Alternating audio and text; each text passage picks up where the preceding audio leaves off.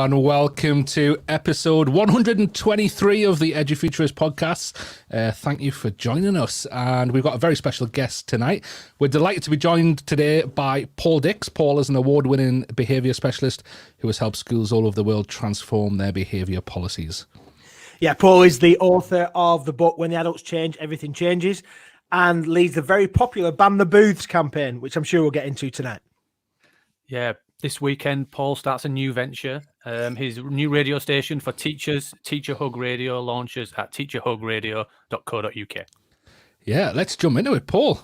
Hello. Welcome. So you are very coordinated, and that was very slick. That was beautiful. Thank you. It's almost like we've been doing this for 123 episodes. 120. When did you start? Last week. Yeah, that's busy. You have been really busy. And you're trying to up the podcast game immediately by coming in with a few hundred episodes just to grab some land. Yeah. We started a couple of years ago, actually. Yeah, so I think we've done all right. It's been good. We've carried on. We've enjoyed it. It's been good. It's good to have you on. We've talked about it for a while, so it's great to be able to get you on, Paul. Oh, it's an absolute pleasure. It's lovely to be here. Thank you. Yeah, I love the images in the background. It's kind of two themes that we would like to get into this evening and chat to you about. So the first is this weekend is a big weekend for you, isn't it? Do you want to just give our listeners a bit of an insight into what's happening? So this weekend we're launching Teacher Hug Radio on teacherhug.co.uk. We've got, I think, about 26 hours, maybe more, of programming for the weekend. Everything from representation matters about disability to Action Jackson on a Saturday night to Taria Bono and Jazam Palfar and all sorts. And Hal Roberts, you'd have had him on the show, no? Not yet. We want him to. Right. Yeah. Okay, you're absolutely right. He's not really a top booking anymore, so have me on first. But Hal, just to remind you, rhymes with towel. Okay, so no confusion there when he does come on. But anyway, he's on the radio station as well. It's going to be fabulous. It's the soundtrack to your teaching career, and we just wanted to create something that was, just a big warm hug for teachers because they're just getting it from all sides at the moment. Remote teaching and being pilloried in the press and the media and pulled this way and that and told that we're going to open here, we're not closed, we are closed, we're all of that caper. They just need a big hug at the moment, and so it's perfectly timed, really. And so we hope people will just be able to stay in bed, pull the duvet up, have a nice cup of tea, and just listen to some really good quality radio. Yeah, that's great. It's a socially distanced hug, though. Let's make that clear. Let's not be in your own home, Dan. I mean, let's leave it there. I don't know who you're cuddling up with on a Saturday morning, but I'm hoping they're not strangers. Not all of them, anyway. Me and Dan did discuss that as whoa, what, Steve? See, now I've got the three of you now in a sort of a Morecambe and Wise situation, right? In bed together, full pajamas, cup of tea and toast. As long as it's full pajamas, Paul. Yeah, it has to be. It's interesting that we actually are in the same room, but we've had to paint segments of the wall to look like we're actually socially distanced. And Dan don't even from further up north. It's just a fake accent. So it's really interesting how we pull it together. But yeah, me and Dan we're having a conversation about, remember life when you didn't have the really young children and you just people remember sleeping until 12? And that's so our radio. We might be listening with screaming children alongside us. But you've got young children, have you? Okay, yeah. Mine are 14 and 18. If you don't wake them up, they don't. They just sleep through the entire weekend. They genuinely wouldn't wake up unless you sort of wake them up at 2 p.m. on a Saturday. Oh, it's bloody early, Why would you wake them up? Just let them sleep. So that's a really interesting question, and I do want to let them sleep, and I do feel that I still feel in my heart. I know that that feeling of being a teenager and sleeping till 3 p.m, waking up and then just thinking it's just not even worth getting up. Let's just stay in with pajamas and go to bed. I get all of that, but I also feel it's my duty as a father to be slightly cruel to them. Otherwise, who's going to be really? And I don't think getting up at 12 o'clock is cruel. Do you? I mean, Yeah. No, It's been a long while. I've got a 10-year-old and a 6-year-old. I still don't get the lie until 12. It's coming. It's coming. I got a lie until like about 8:15 the other weekend, and Okay, I felt like.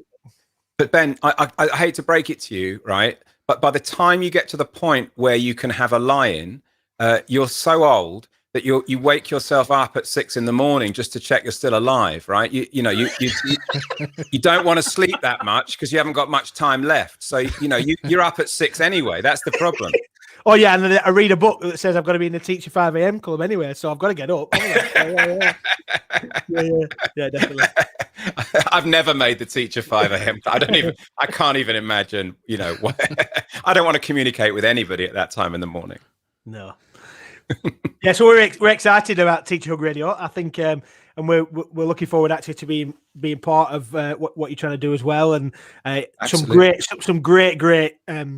guests and shows that are coming up. We're excited about that and excited to see where it goes. I think I love the idea that the point of this is so that teachers feel like somebody cares about them, and it's that soundtrack. And I suppose it's just people are saying good things. There's good things going on in education. Let's hear about the good things that people are doing and let's celebrate that. It's just it just feels warm and it feels like very, very necessary. I think it is, and it's not. We're not going to avoid the bad news stories and the difficult issues, but what we're not going to do is be kind of clickbaity, an extension of social media. We don't want to be that. We want to have conversations like you would have in the staff room, which are nuanced and balanced and respectful and positive, rather than the sort of kick off another fight against X, Y, and Z. We're not interested in doing that, and we neither do we want to sort of bombard people with CPD at the weekend, because everybody deserves a bit of a rest. So we're just trying to find that line. And what's interesting about the whole thing is we're complete amateurs. Genuinely, we don't know what we're doing. I had an idea to set up a radio station. I phoned my friend Kevin because he's a sound producer and podcaster, and I said, I've had this idea. We just thought we'll do it. It was a tingly feeling, right? You get a tingly feeling now and again.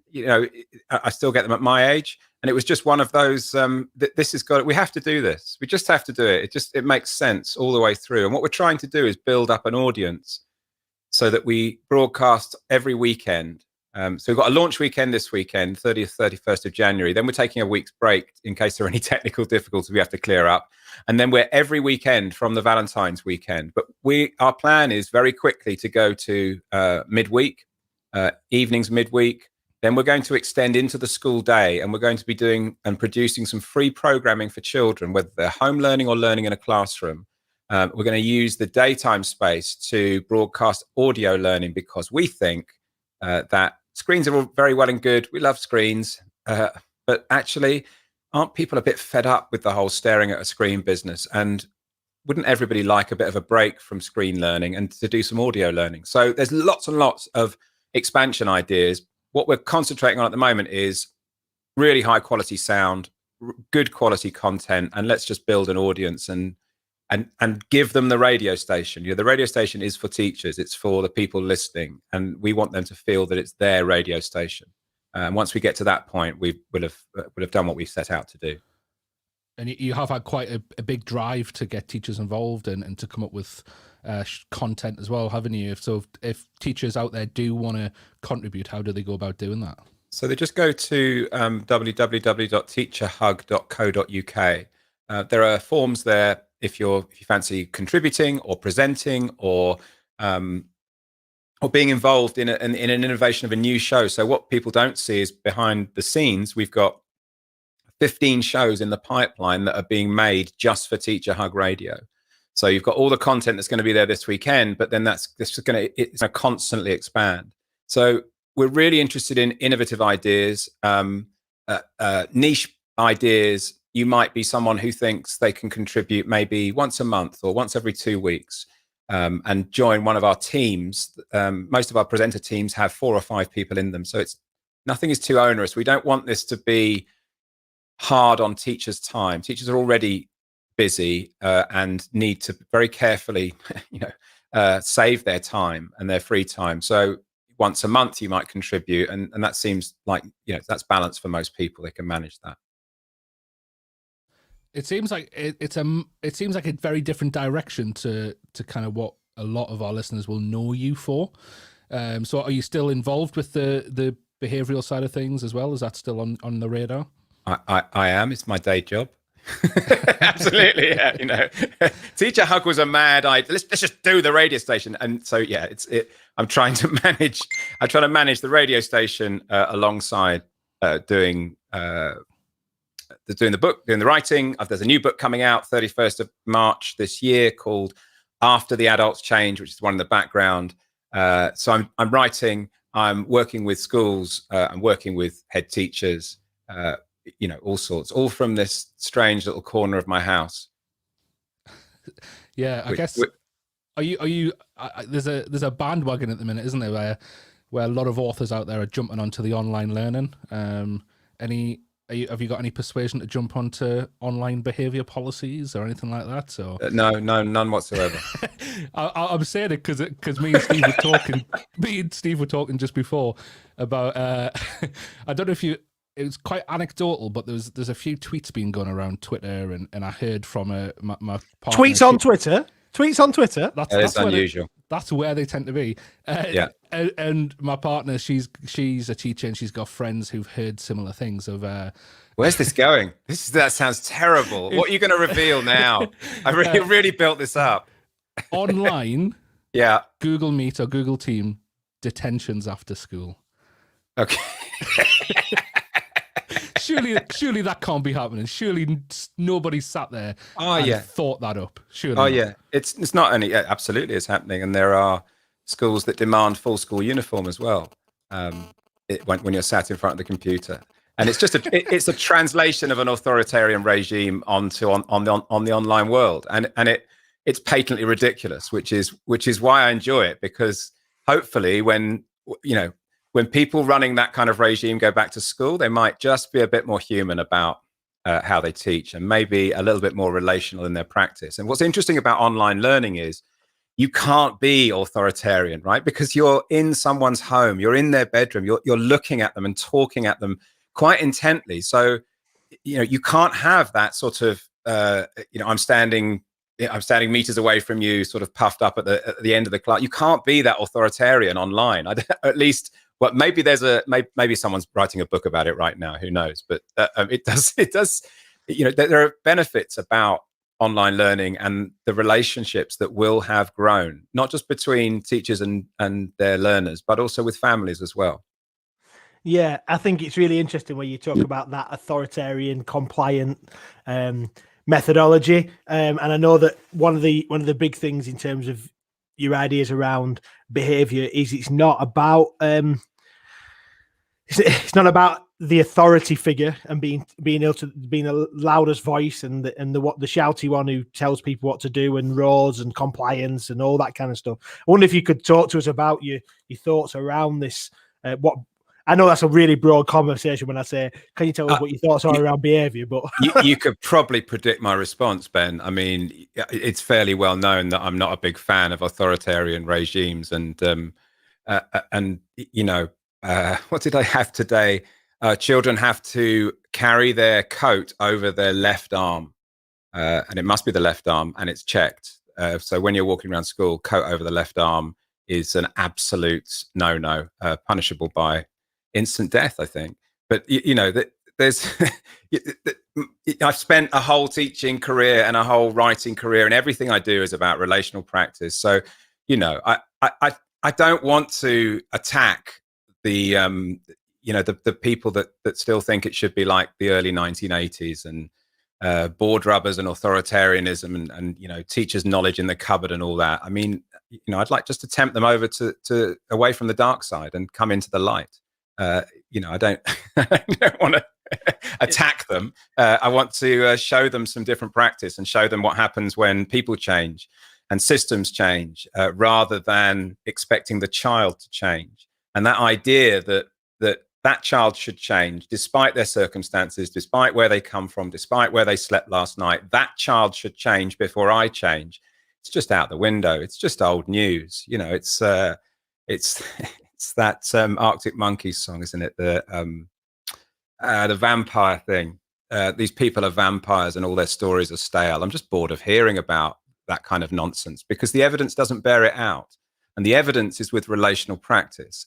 Go to Scotland, look at the Glasgow model, talk to head teachers about how they dramatically reduced exclusion by creating amazing nurture units in their schools and turning the tide on violent incidents, violent crime, school to prison pipeline. It's all there for you to see. Occasionally, someone, I think, from the DfE in England trots up to Scotland, has a look around and says, that's awfully nice, comes back down and says, there's nothing for us there. But it is proven. You can, go and see it, look at the data, talk to the people involved in it.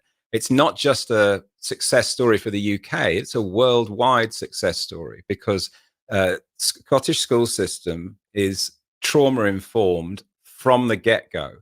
Their behaviour policies don't shy away from the idea of childhood suffering, childhood distress. They accept it because they know it's there and they can see it in front of their eyes. And they're determined to do something about that in a way that perhaps the English don't want to approach it in the same way. They'd rather sort of do the, shouting about standards and academic rigor and testing and all the rest of it. Whereas the Scottish system has been changed at its heart.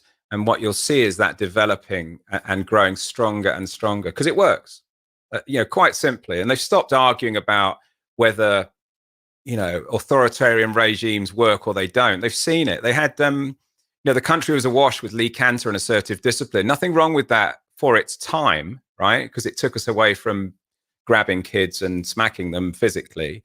But they flipped from that approach to a trauma-informed approach, not overnight. They've worked very hard on it, but they've never stepped back. They've never been tempted to say, well, actually, we do need to shout a bit more.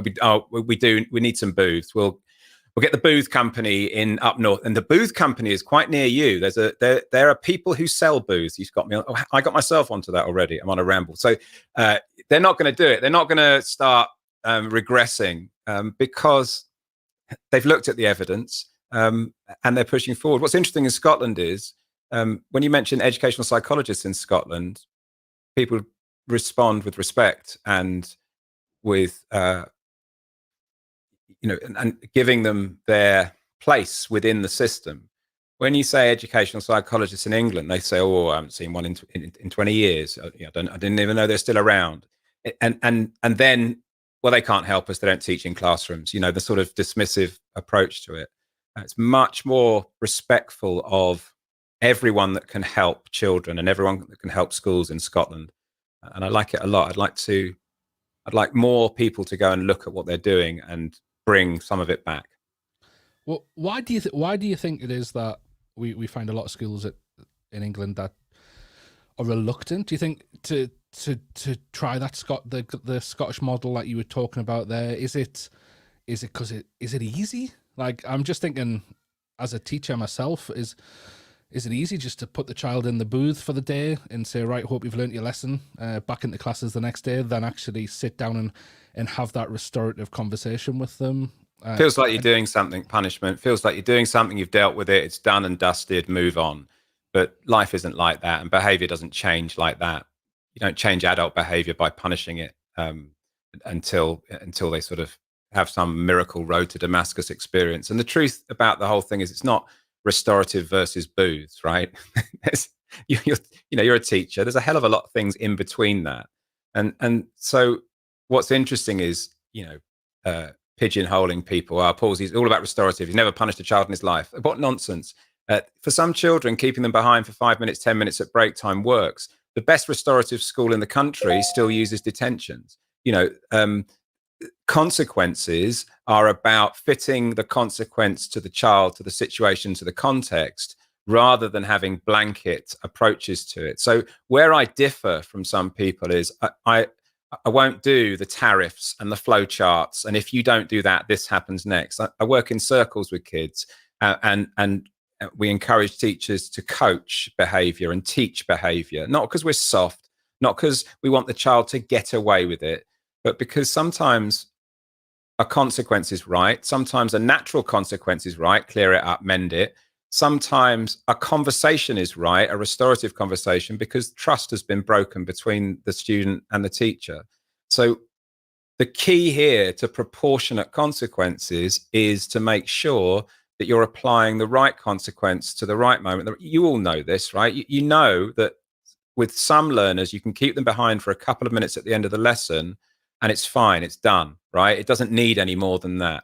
And I think sometimes we get caught in the idea that more punishment means better behavior. And of course it doesn't.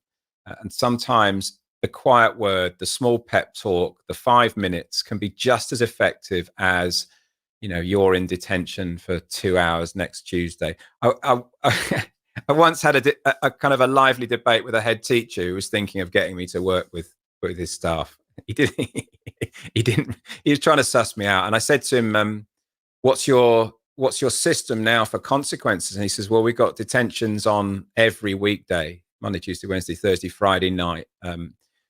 Every detention." He said but that wasn't doing it for us. You know, we still had loads of kids not turning up for detention, so we put on a Saturday morning detention. And I said to him, "Well, how's that going?" He said, "Well, it's full up. We can't possibly have any other kid, and it's not working." He says, they're still not behaving." I said, "So that's why you got me in then?" He said, "No, not really." He said, "I didn't really want you in. It was somebody else who suggested you." He said, "Because I was going to try Sunday morning detentions first." You know, it's Seymour Skinner from The Simpsons. It's his golden detention block. You know, it's the ultimate dream that we could have some kind of punishment that would work and just increase it more and more until it works. That's madness, isn't it? It is. And I went to a school where lunchtime detentions were like the after school detentions, because a lot of people traveled in. So that was like, if you lost your lunchtime, because it was in the days when you used to get an hour at lunchtime, and we used to be able to play all sorts of sports and whatever else. So if you lost a lunchtime, it was a big deal.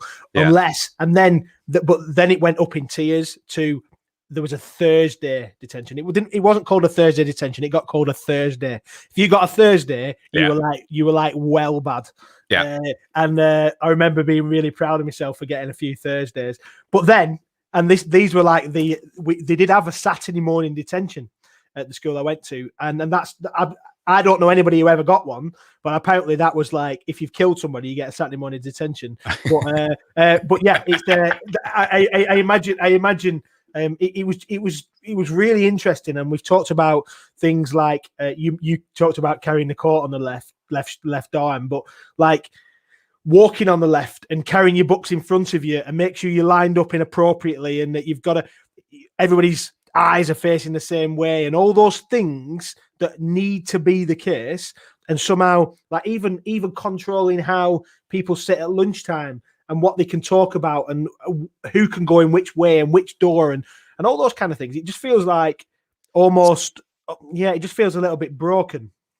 So so here's the thing, that there's no need to run a school like that. 95% of the kids will thrive whatever happens, whether it's a punitive regime or a restorative one, a trauma-informed one, they're still going to be able to survive that. The 5% of children, they're not affected by a Thursday, are they? Because they're not busy, right? Who's busy at 14? You're not busy. If you ask me to spend an hour on a Thursday night, I'm questioning you, right? What do you want me for? How long am I going to be? You know, am I going to get paid? You know, all of that stuff going on. When you're 14, you're not even going to die, right? You're immortal. And somebody says, "I'll take an hour of your time." Have it, mate. I'm not bothered. So what's really interesting about all of this is that people say to me, "Well, you can't let them off, can you? You can't just let them off." I tell you what, if you work in a school that has where the response to poor behavior is detention, right? I'll tell you what conversations go on in that school, because some kids rack up so many detentions that they can't serve them, right? And that happens in every school where they've got that. There's, you go to every lesson and you mess about in it, and you get a detention from every teacher. No coat over the left shoulder. Don't look at me in a funny way. Walk on, all of that. By the end of the week, you could have 40 detentions. Well, who's going to make you serve 40 detentions? Nobody. And here's the truth, because somebody in the senior leadership team will have to come to you as a student, right, and do a deal with you. and they will say, okay, Paul, you've got 56 hours worth of detention here. How about we do a day in the booth and we'll call it quits? And those deals go on all the time, right? So when people say, oh, it's so certain what happens in these regimes and everyone knows where they stand, there's no negotiation, no excuses, no non-negotiable, absolute nonsense, right? The kids know how to break the system. And those kids are the same kids they're the same kids, whatever their culture is. So let's just get away from the idea. Where it comes from? The idea that you just lump, apart from Victorian Britain, the charter school system in America, that whole kind of walk straight. This is how you become middle class, which essentially is what it is, right? It's some kind of boot camp for the working class to be middle class. Let's just clear this up, right? Working class people don't want to be middle class, right? That's not the ambition. The ambition is to have some money, to have a nice house, to have a good family. It's not it's not a Mrs. Bouquet rise through the system. People don't I never know why people don't understand that. But anyway, sorry. And so where this comes from, where this emanates, it's a political thing, right? This is politics. I went to see a gentleman by the name of Mr. Nicholas Gibb. You may have heard of him, right? And I went to see him while he was still in opposition because I could see that there was going to be a change of government. And I went to him and I said, I met him in Portcullis House and I said to him, well, here's a behavior system. Here's the evidence behind it. Works brilliantly. Here are some head teachers really happy to talk to you about it. Wonder if, we might be able to get this to more schools. And he banged the table. He was furious at me. But partly because I brought a mate of mine who was an absolute lefty with me, and he couldn't hide the fact that he was, he just wanted to throttle him because he was a Tory. And I, I was kind of stamping on his foot during the meeting to stop him saying something outrageous. Anyway, but Gibb banged the table at me and he pointed at me. He said, I'll tell you about discipline in schools, Paul. I've just been to visit 6 military schools. I will tell you about discipline. And here we are 10 years later. 10 years later, and that philosophy and that attitude towards children is still running the Department for Education in England. So is it any wonder why Scotland has gone off and they're not listening to any of that and they're just doing their own thing and being incredibly successful? And we're stuck with an argument about, we're arguing about silent corridors and booths and, and just crazy things that people in other countries go, are you serious? Are you, do you really put children in those things? Do you really expect children not to speak as they walk down the, what? They can't understand it. It's very, very odd, right? It's not, you'd think in other countries where they're having the same arguments. They're not. They've moved on, right? They've worked out that relationships work, that positive cultures work, that there'll always be a small amount of children who struggle with school and we need to find solutions. They've worked it out and they've moved on. And they've moved on to what schools should be about, which is not arguments about behavior, but teaching and learning.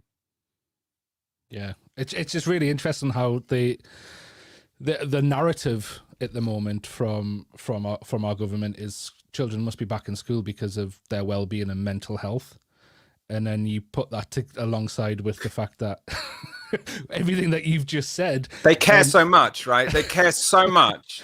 They're bleeding. I'm crying liberal tears for them. They care so much about the vulnerable children that they've spent 10 years underfunding education, underfunding speech and language therapists, CAMs, pupil referral units, school budgets, which are just going down and down, FE colleges that they've just ransacked. You used to be able to do night school, you used to be able to go and learn language, you used to be able to go and learn and all of that stuff. And then suddenly when children are at home for 6 weeks, we hear this, pained expression, they won't even feed them, right? They won't even, you got me. You see, you get me on politics and I'm off, but they won't even feed them, right? They won't give them broadband or a computer to use. And yet, no, it's madness. It's madness. And the whole going back to school, coming back to school thing, it's not really about kids going back to school and not going back to school. It's about, it's about a beef with the unions, right? It's about the fact that the teaching unions are one of the strongest unions, one of the strongest groups of unions they've got. They've never been able to break it. They're desperate to be able to do something, tinker with, sell off academies. All of that caper is in the background, isn't it? It has been for a long time.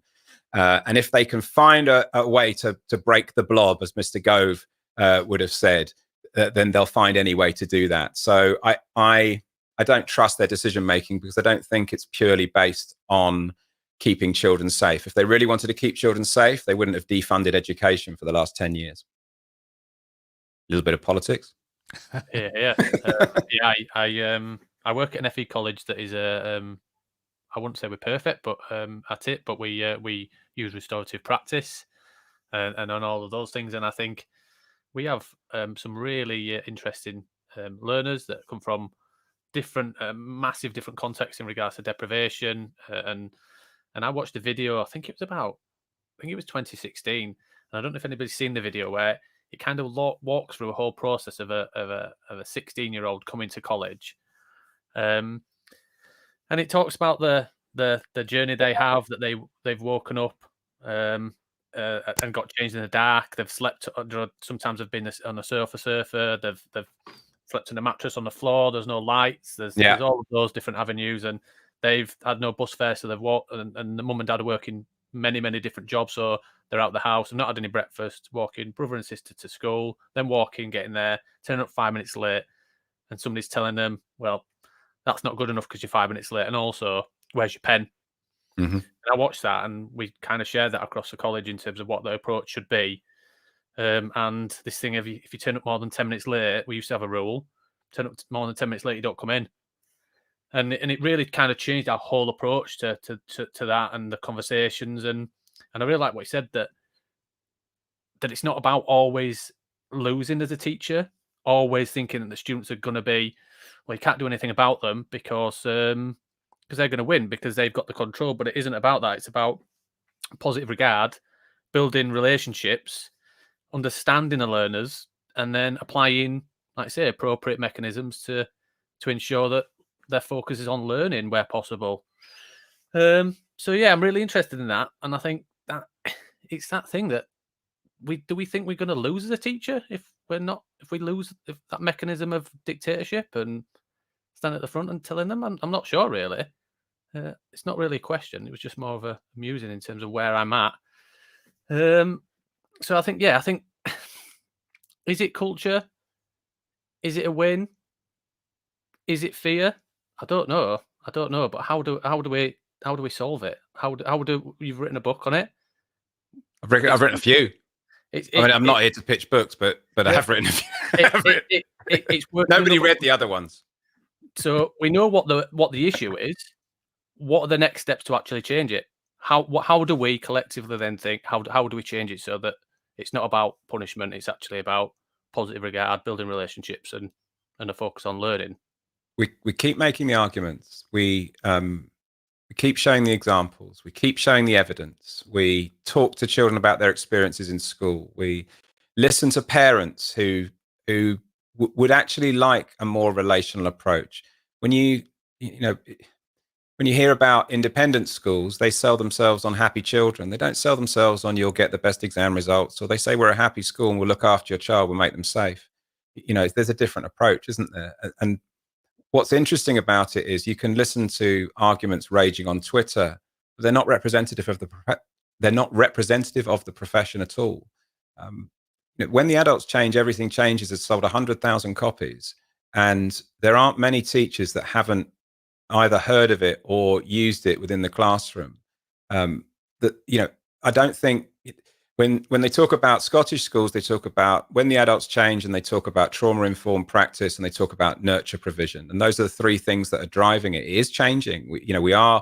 It takes a while, but the pendulum is swinging back, right? Everybody knows we can't have the amount of kids running the streets. And everybody knows the problems with county lines and with kids roaming about and nothing to do. That's not just somebody else's problem. That's in all of our communities. And so the pendulum is swinging back. Sometimes it seems like it's just a PR exercise, but lots of schools talk about restorative practice. 10 years ago, was very rare to be talking about that. People are talking about booths. We may not have managed to ban the booths in 12 months, but my goodness, we've caused a conversation there in every school that's got booths about, are we all right there? Are we the baddies?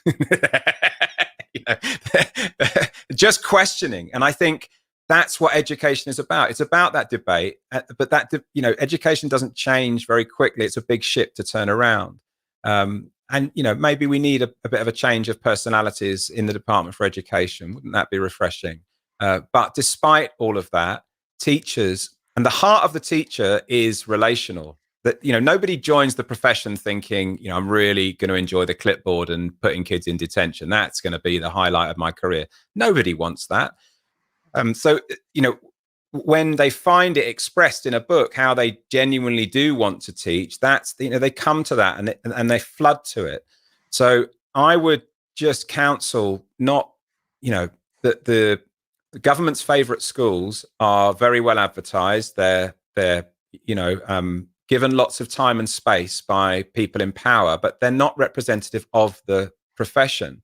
Charter schools are, they might be little miracles, or they might appear to be so, but they're distractions, because there are 25,000 schools out there who aren't a charter school and not having government ministers looking around them every 5 minutes. And what these are distractions from the funding issues that are affecting 99% of schools. So every time you see a story about strictest head teacher, or whatever it is, silent corridors, or any of that, it's just a distraction. Why aren't we talking about school funding? Why aren't we talking about the fact that that pension contributions get frozen, that nobody gives you an increase, the year-on-year increases in school budget are not they're ignored.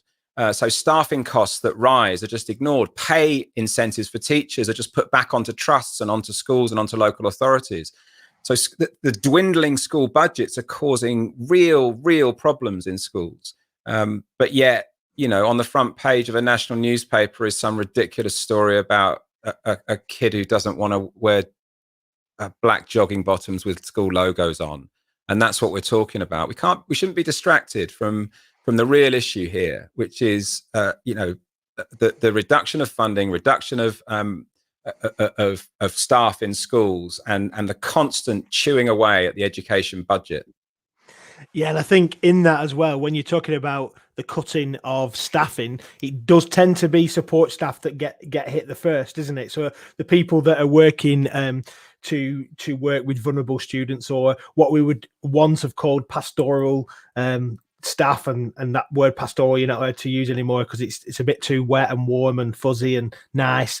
And I think like the whole principle around children and young people, and I've come from a secondary background and they work in FE, they haven't formed fully, and they need wraparound care, and they need us not just to get them to know more and remember more. They're not just knowledge kind of like, what's the word, receptacles that we've just got to get something into them. We've got to develop them as people. And I love your passion around that whole concept of the whole child, and worrying about not worrying but thinking about there's more to schooling than getting stuff into their brains. I mean, how reductive are we going to go with education? Ofsted's saying that it's about knowledge filling heads and how much you remember. I don't even know how to react to that. It's just so ridiculous. Of course, knowledge is important. Hello, we had knowledge ages ago, by the way. I mean, we've had knowledge for quite a long time. I mean, we didn't have knowledge rich, so maybe it was just ordinary knowledge, right? But I had a bit of ordinary knowledge, and I taught a bit of ordinary knowledge. Now we have special knowledge, rich knowledge, and I'm sure it's much better. But I still think a little bit of other stuff, creativity. In fact, do you remember you remember drama departments in schools? Until they got rid of all the drama teachers and they became education consultants and charged double. There's a deep truth in that, right? All over. Just check all the people that are going into, they're all ex-drama teachers. going, well, if you're not going to give me a job, I'm going to come and tell you how to do yours. That's made me laugh now. Now I'm lost. You see, old man said something funny to myself, and now I've lost my way. Creativity. Yeah, where we've now been told that the arts subjects are hobbies, right? That's what we're told. Oh, it's just a hobby. You don't need that on the curriculum. Music's just a hobby. I mean, when are we going to just, like some heads have done, which is say, actually, do you know what? I'm not doing any of this stuff for Ofsted. I'm not doing any of this stuff for the DFE. I'm going to do it for my kids, and I'm doing it for my community, and I'm going to stand by that. And come and drag me out of my office and drag me out of the school if you need to. But I know that children need more than just knowledge and tests. And I feel like sometimes I have to have arguments that are so ridiculous that I don't know how to have them anymore. Does that make sense? If you saw this written in a book, you'd think it was make believe. A lot of these conversations, surely. When you tell people in other countries, they say, "Are you serious?" I had, so Bill Rogers, Bill Rogers, behaviour guy, amazing guy, and he came over, and I interviewed him for some podcasts, and I was explaining to him about charter schools and kind of the zero tolerance brigade and no excuses and all of that. And he was just despairing. He's in his 70s, but he said, "Paul, I need to come back to England and do something about this." Well, I thought we'd won all these arguments in the early 90s, late 80s, and he had, right? He really had. And now somehow we slip back. But that I think we just need to not be distracted by the loudest voices and focus on what children need, what teachers love to do, which is to build relationships, of course, to have knowledge there, but to have everything else along the way, the coaching, the mentoring, the good God, extracurricular trips, maybe even youth clubs. Do you remember those? Some kids who are of an age to go to a youth club have never seen a youth club, right? Never know what that is. Just remember how much has been stripped away is quite frightening. There's a lot of influence, I think, from especially this kind of new wave over the last decade from the uncommon schools, charter schools, in the States, and we're seeing kind of that spreading really fast at the moment around our country, and a lot of schools are being heavily influenced by it. And I think, I'm come back to the question I asked you a while ago, and I didn't answer. No, I think there is an element, and I might be distilling it down into something that's too basic to answer this question, but of easiness. It's very easy to say an acronym to a child than actually develop a relationship with a child. It's very easy to do these things, but what I found was really interesting was last year, and you probably came across this, those schools issued a letter saying that they were going to change what they were doing, and that they kind of feel like the zero tolerance and everything, a lot of the practices weren't good, and because they'd gotten feedback from students who were now in their 20s and 30s who'd gone through it, and it wasn't good for them. And these students were saying, "You know what, that wasn't a good experience." And they've what you mean, being trained to be a middle class white kid? yeah. When you're from the projects, no, it doesn't. It's not. It's not. Who'd have thought that? But I can see kind of, and you know what, you had a group of schools in America who thought, "You know what, let's try something here and see if it works." And fair enough, they might have destroyed a few lives, but. That's not fair enough, by the way. But they've backtracked a bit. They've said, "You know what, we might have got something wrong." But I think the concern for us here is that we've got a lot of schools in the UK, or in England more specifically, who are still following that way and are still taking that blueprint, and it's still spreading. Yeah, because it's endorsed by the government. It's promoted by their paid acolytes. And Ofsted turn a blind eye, I'm afraid. And there was a time where Ofsted would come into a school and ask to see the exclusion figures and interrogate them deeply. Now they just sort of shrug and say, well, it's a tricky area, difficult school. No wonder you've got high fixed term exclusions.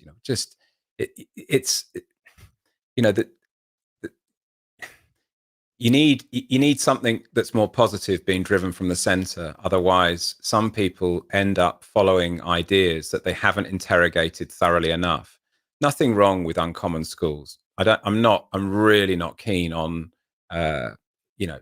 talking down what anybody's doing, because I'm sure if you went to one of those schools, you would see great practice and caring teachers, right? And my problem is, how is maybe with how the organization is led. My problem is never with the teachers in the classroom, because they don't get to choose that. But it's interesting we're talking about those charter schools. How many other schools are there in America? How many public schools are there in America? Not private, but public schools as they're called in America. When do we hear about them? Because some of them are doing amazing things, right? Big inner city schools in Los Angeles doing amazing work. Big schools in Chicago. Why aren't we hearing about those? We've very selectively imported, one system, one voice, one idea. Why have we ignored all the rest of it? You have to question, what's behind it, right? Where's the money behind it? Who are the organizations behind it? I'm not Captain Conspiracy, but there are unfunded organizations. Secretly funded organizations. They won't reveal who they're funded by, that influence our behavior policy and have done since the coalition government. That's why we only hear about one system and one set of schools. I wonder where else in the world that we really should look to see incredible practice. And I remember working with some schools in Wales, and I've worked with a lot of schools in Wales, and I was just talking to somebody and they were saying, what you're doing in England, X, Y, and Z. I said, I don't think you should be looking to England. I think you could look to, to New Zealand. You could look to Scotland. You could look to what they're doing in Sweden, the old chestnut. But there are lots of places. Denmark is an incredible school system as well. But we need better examples than a group of charter schools in America that's been promoted in order to do what? Even if they built 100 of charter schools in the UK, it would still be a tiny percentage of the overall offer. I'm still more interested in what happens to the majority and not a small minority. Just imagine if we had a different behaviour czar in the UK. Yeah, Paul Dix for behaviour czar. If you've listened to me for the last 50 minutes, you probably have worked out that I'm not a good fit for that job. Do you know what I mean? It's not, and to be honest, I don't want to be the government's man. Why would I want to be the government's man? And I refuse to take money from, I refuse to take money in that way. Full stop, end of story. I'll go and earn my money. I won't take it from funding bodies. I won't take it from the DFE. And I won't be in hock to anyone, because otherwise then you can't speak freely. And, who am I if I can't speak freely? Yeah. Friend of the podcast, David Price, who comes on quite regularly, is championing those schools that you mentioned there. Kind of like when you talked about California, like he does a nice case study on New Road School in California. But you've got schools like that over here as well. You've got the XP schools, Doncaster, who are opening up new schools. School 21. You've got those schools that are bucking the trend and are reimagining how things are done. College Coffin is on a Teacher Hug Radio on the 13th, 14th of February. School 21. And I talked to the head teacher the other day. She says they live and breathe when the adults change at School 21. And the Doncaster big picture schools are very much all about relationships and a different way of delivering curriculum. Absolutely, good examples. Go on, Steve. You look like you really want to say something. Yeah, I don't want to waste the moment and waffle. So I'm just trying to. I'm not gonna mute myself. But I think it's interesting. I spoke to somebody yesterday and we were talking about systems. I'm talking about infiltration of systems and trying to not constantly say, oh no, I'm not happy about it, so I'm going to infiltrate, I'm going to try and change it. And I said, maybe we need to create a new system alongside, and the schools that we just mentioned demonstrate it and show that actually the current system, the current setup actually just needs, you can't just, and we always talk about, it can't just evolve, because I don't think they'll let it. I think it needs a complete revolution and a system to demonstrate and then change the narrative of, they're saying this is what we look for, because look at the research, look at the many years of this works. And I think we need to constantly go to the good practice examples of all of the things that we've mentioned in England, in Wales, New Zealand, Nordics, and start to demonstrate a system that actually can work, and start to just build our own, because I don't think they'll change. I don't think those adults will change, which is so scary, but I don't think they want to. So I think we need to build our own, and I'm up for it. I think build our own system. Yeah. You what? Just build it. Just build a new one. Just build a little castle somewhere and just completely change it. How does that sound? Okay, with a wall, a moat. Do you get a bridge? No. Do we get costume? Flowers? Don't know. Flowers? Yeah, flowers. Build a wall of flowers and. Okay. How did within 30 seconds? How did it's we a get vision? into? I thought you said you weren't going to waffle. You started that whole thing off by saying, "I'm really going to try not to waffle here," and ended up with a wall of flowers in a castle and a new education system born. I think it was the head teacher of a castle school. How did that happen, Steve? In terms of the example, but I think I talked about the new system. I think the system already exists. I think it's just building a narrative to demonstrate that one narrative they built around that one example of research and everything else of the books of, what do you call it, Dan, when everybody has to stare at the front and that's the only way that you can get behaviour? The tracking and all that kind of thing. Oh, there's lots. When you read, especially like Teach Like the Champion, there's acronyms like SLANT and acronym. Yeah, there's a few of them out there. Yeah, and I think that whole element of not knowledge versus skills, that we build a curriculum that is what Deborah Kidd, that it's more, it's around kindness, holistic approach to learning, all of those kind of things, I think is key. It exists, and people are saying, oh, we need to infiltrate and we need to change it, but it already exists. We just need to be at the forefront, and I think we need to be strong enough. And I think some of these voices that have been saying it for a long time have probably been on their own, where actually I think the narrative is now a collective. And as David Price kind of brings it together, that I think the power is with us.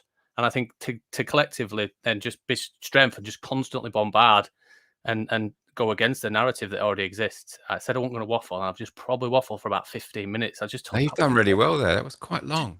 I just talked about all the hours. How did that happen? I think the paracetamols are kicking in. I don't know what just happened there. I just. But I'm pleased that we went there. It was good. Yeah. But Hug Radio, Paul. I don't think we'll be back on next week. No, you definitely will. Well, teach your hug, flowers, niceness. Costume. Okay, nice, Ben. I see what it's all part of the same thing. Yeah, flowers and hugs together. I think Steve. I think to respond to that, I think that we just need to keep asking the questions about evidence, because they're the questions that can't be answered. And behind every glory story of a miracle school lies a deceit, right? Particularly if you are claiming a miracle because you introduced a punitive behavior system. And the deceit is quite simple. It is that you've kicked out the kids that you didn't want. You've curated a cohort to give your school false exam results. And you've ignored the collateral damage, which are kids' lives that are still living across the road from your school. Those are the difficult things. These big behemoth trusts that fill up pupil referral units in a week from year 7, when they're kicking out year 7s when they first come in, it's horrific. And it's being allowed, and we need to stop it being allowed. We need the inspectors to do the job that they've been, commissioned to do, which is to keep children safe. And there's nothing safe about ridiculously high levels of fixed term or permanent exclusion. Full stop. End of story. Find another way. Find a better way. look at the examples around you, and just keep questioning the evidence, because there isn't, where are the slew of behavior experts, saying, well, we'd be much better if we just isolate them for a couple of weeks. And, where are those people? There's one or two unevidenced points of view, but there's nothing, there is no evidence that zero tolerance has a positive effect on a school community. Do you know what? I think that summed it up. There's a different way. We've got to build relationship. And I think what you've shared with us tonight, Paul, I think is going to resonate with so many people. And we're really grateful for your time.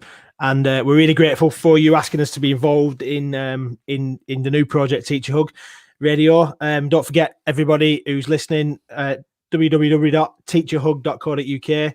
And check out Paul's books. And if you haven't read it already, you've probably heard about it. But the new one, did you say 31st of March, Paul? Is that right? 31st of March, After the Adults Change. It's called Achievable Behaviour Nirvana. And there's gold. There's gold on the cover, which for me, it's just, I'd buy that book just for that. I'm not interested in what's in the pages. It's gold. It's got gold. It's got gold on the spine as well. That's what we're talking these days. I think it's the word Nirvana. So either there's a musical element, or that the RE boys in here love the idea of Nirvana anyway. It's absolutely. You see, you're my target audience, Ben. I've teacher, and as soon as you said gold, I'm thinking about gold medals, so I'm sold as well. I'll buy it. It's an easy sell these days. But I just want to say before I go, that we talked a lot about behaviour. We talked about Teacher Hug, but what teachers are doing at the moment is quite incredible. The amount of work they're having to do, the amount of extra responsibility they're having to do, the amount of safeguarding issues they're having to deal with. Teaching kids in online in kids' bedrooms is something that we'd never imagine that we'd have to do 6 hours a day. So just, the last thing I would like to say is just a big respect to all the teachers out there and everyone that's involved in education at the moment. It is you're heroes, but like teachers always have been, it's not a profession where you get that instant reward. It comes later. It comes years later, doesn't it? When someone finds you and said you made the difference. But everyone will remember where the teachers were during COVID, and they should be very proud of their resilience. Absolutely. Thanks, Paul. We really appreciate your time. Thank you. Thank you very much. Cheers. Cheers, Paul.